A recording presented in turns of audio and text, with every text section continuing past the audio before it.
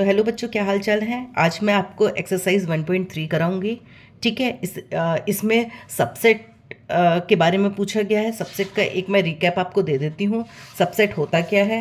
Subset होता है इस set A is said to be the subset of set B if every element of A is also a element of B। अगर A के सारे element B को belong करते हो तो इसका मतलब A is a subset of B। Okay. जैसे पहला क्वेश्चन है, make a correct statement by filling the symbol subset और not subset in a blank space. Okay. 2, 3, 4 is subset और नॉट सबसेट ऑफ 1, 2, 3, 4 एंड 5। इसके सारे एलिमेंट इसमें मिल रहे हैं। यस, मिल रहे हैं। इसका मतलब ये एक प्रॉपर सबसेट है इसका। ओके। A B C, क्या ये इसके अंदर मिल रहा है? नहीं मिल रहा है। इसका मतलब this is not a subset.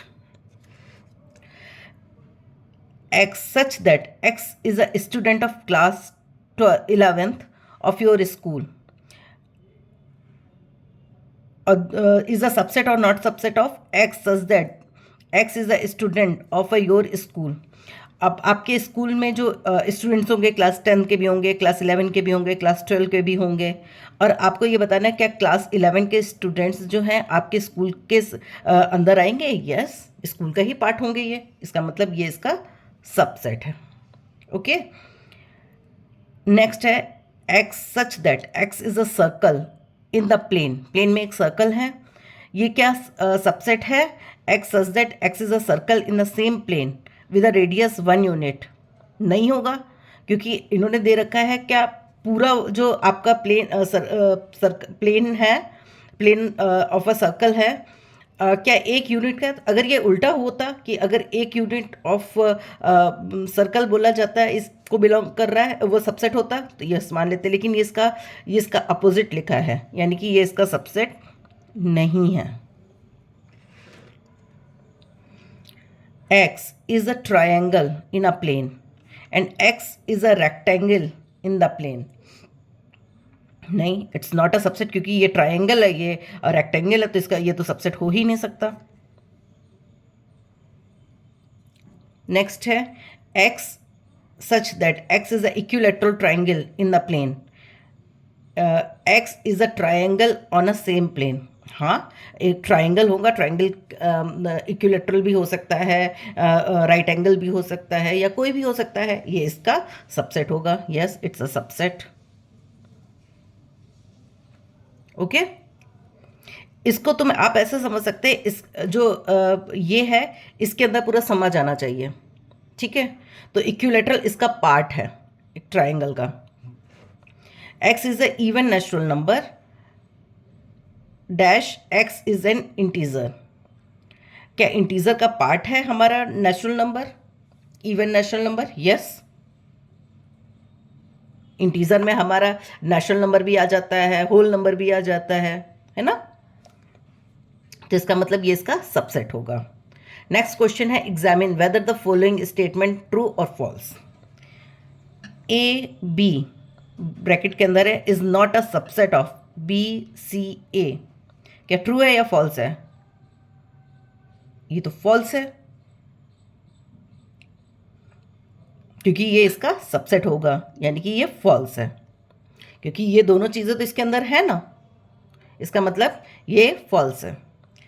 A E is a proper subset of vowel of English alphabet. English alphabet में A E I O you सब आ जाते हैं, यानी कि यस, ये ट्रू है।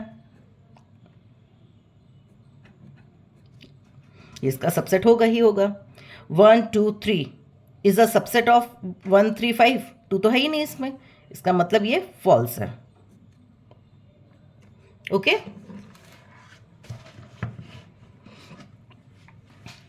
ए is a proper subset of A B सी।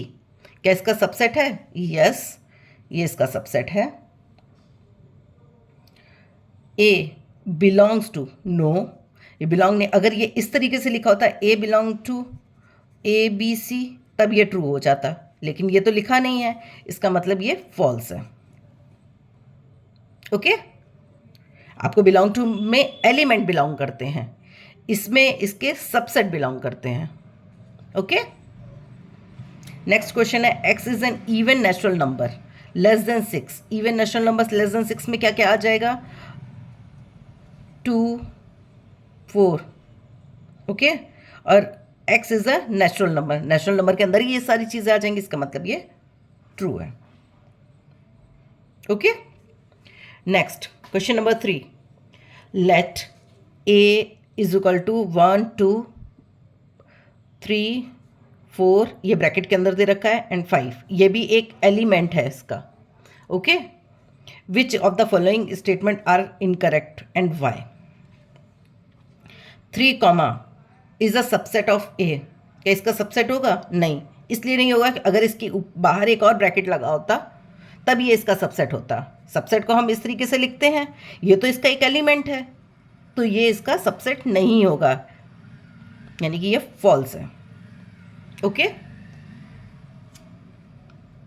अगर हम इसको ब्रैकेट के अंदर लिख देते 3, 4, तब हो जाता ये। हाँ, ये इसका सबसेट है। यस, ये ट्रू है। अगर ये इस तरीके से लिखा है यानी कि ये इसका सबसेट है। 3, 4 बिलोंग्स टू ए। हाँ, ये बिलोंग कर रहा है क्योंकि ये एलिमेंट है। ओके, यानी कि ये ट्रू है। 1 इज अ सबसेट ऑफ ए। 1 अगर ब्रैकेट के अंदर लिखा होता तब ये इसका सबसेट होता। ये ब्रैकेट के अंदर नहीं लिखा है, कर्ली ब्रेसेस के अंदर होता, तब ये हो जाता, यानी कि ये फॉल्स है। 1 बिलोंग्स टू ए। यस, ये ट्रू है क्योंकि 1 एलिमेंट है, ये इसको बिलोंग करता है। 1, 2, 5 ब्रैकेट के अंदर है, बिलोंग टू ए नहीं, ये इसका सबसेट है, यानी कि ये फॉल्स है। 1, 2 and 5 is a subset of A. Yes, ये ट्रू है क्योंकि ये कर्ली ब्रेसेस के अंदर लिखा है और ये इसका सबसेट है। 5 belong to A. Yes,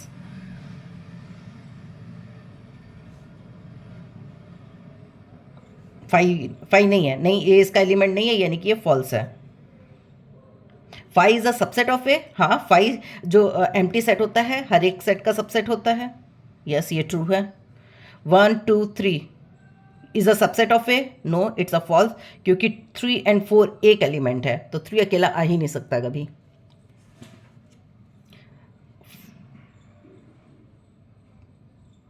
empty set is a subset of A. Yes, it's a true. इसको हम इस तरीके से भी लिख सकते हैं, इसको ब्रैकेट के अंदर भी लिख सकते हैं, कोई दिक्कत नहीं है। नेक्स्ट क्वेश्चन है write down all subset of the following set. अगर इसके सबसेट लिखने हैं, एक तो हमारा एम्प्टी सेट हो जाएगा, एक ए हो जाएगा। ठीक है, ए कॉमा बी है तो एक एम्प्टी सेट हो जाएगा, एक ए हो जाएगा, एक बी हो जाएगा और एक ए बी हो जाएगा। ओके, नेक्स्ट 1, 2, 3 एक एम्प्टी सेट, फिर 1, 1 के सब के बना डालिए, 2, 3, फिर 2, 2 के पेयर, 1, 2, 2, 3 एंड 1, 3, फिर 1, 2, 3। ओके, 5 का 5 रहेगा एम्प्टी सेट। ओके, ये हो गया आपका। अब question number 5, right the following intervals. Interval में मैंने आपको बताया था, अगर इक्वल का अगर कोई चीज़ इंक्लूड हो रही है तो इसमें ये वाला ब्रैकेट लगेगा, अगर इंक्लूड नहीं हो रही है तो ये वाला ब्रैकेट लगेगा। ओके, जैसे -4, x की वैल्यू -4 और 6 के बीच में है, तो क्या हो जाएगा? -4, 6 और इधर ये वाला ब्रैकेट लग जाएगा। ओके, यानी कि अगर यहाँ पे ये वाला ब्रैकेट लगा, इसका मतलब ये वाली वैल्यू 6 वाली वैल्यू जो है हमारी इंक्लूडेड है इसमें। x such that x belongs to R x की वैल्यू जो है -12 और -10 के बीच में है, और कोई भी इक्वल का साइन नहीं लगा, यानी कि दोनों में जगह स्मॉल ब्रैकेट लगेगा, -12 एंड -10। ओके, नेक्स्ट क्वेश्चन है x belong such that x belongs to R, और इसकी वैल्यू 0 से 7 के बीच में है, 0 पर के बराबर भी है। तो यानी कि यहाँ बराबर है, इंक्लूड हो रही है वैल्यू, यानी कि यहाँ पे बड़ा ब्रैकेट लग जाएगा एंड 7। ओके, यहाँ पे दोनों वैल्यू इंक्लूड हो रही है, यानी कि दोनों जगह बड़ा वाला ब्रैकेट लगेगा, 3,4। ओके, नेक्स्ट है right the following interval in set builder form. इसको हमें सेट बिल्डर फॉर्म में लिखना है, -3,0। अच्छा, इसको कैसे लिखेंगे? x such that x belongs to R and x की वैल्यू -3 एंड 0 के बीच में है। ये इसका सेट बिल्डर फॉर्म बन गया। अगर इसका बताया जाए 6,12 जिसमें ये दोनों इंक्लूडेड हैं, तो क्या होगा? x such that x belongs to R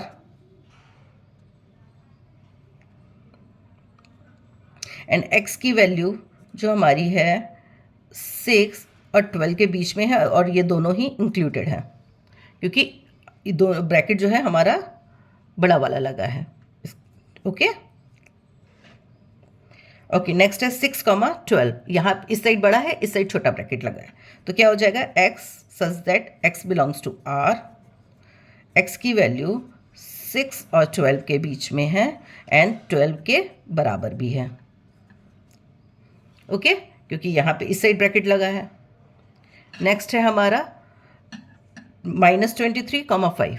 okay, तो इसको अगर मैं सेट बिल्डर के फॉर्म में लिखूंगी तो x such that x belongs to R और x की वैल्यू -23 और 5 के बीच में है, और 23 इसमें इंक्लूडेड है। ओके, आई होप आपको समझ में आया होगा ये। नेक्स्ट क्वेश्चन है क्वेश्चन नंबर 7। आपको बताना है what universal set S would you propose for each of the following? Set of right angle. Right angle जो है वो सारे ट्रायंगल के अंदर आना चाहिए, तो set of all triangle.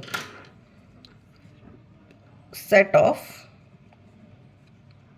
All triangle.